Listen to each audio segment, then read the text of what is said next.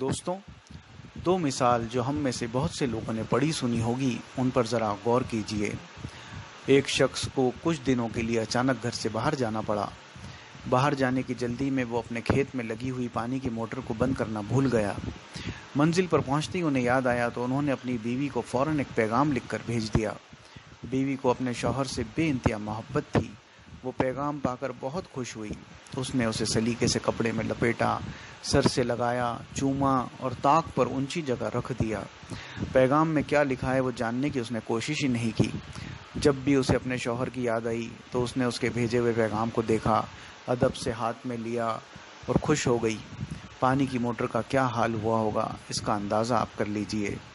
شوہر جب واپس آیا تو بیوی سے ماجرا سن کر اس نے اپنا سر پکڑ لیا۔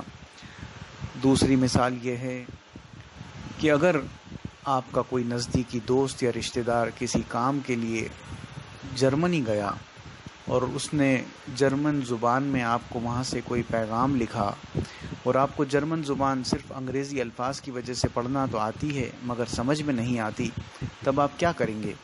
کیا صرف اسے بغیر سمجھے دہراتے رہیں گے یا اسے جاننے سمجھنے کی کوشش کریں گے؟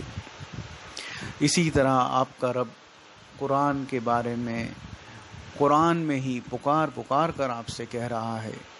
سورہ قمر میں اللہ نے آیت نمبر 17، 22، 32 اور 40 میں فرمایا وَلَقَدْ يَسَّرْنَا الْقُرْآنَ لِلذِّكْرِ فَهَلْ مِن مُدَّكِرٍ، اور ہم نے قرآن کو سمجھنے کے لیے آسان کر دیا ہے، تو پھر کوئی ہے کہ جو اسے سمجھے۔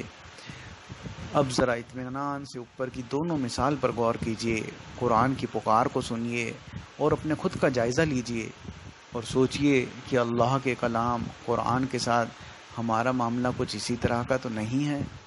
والسلام۔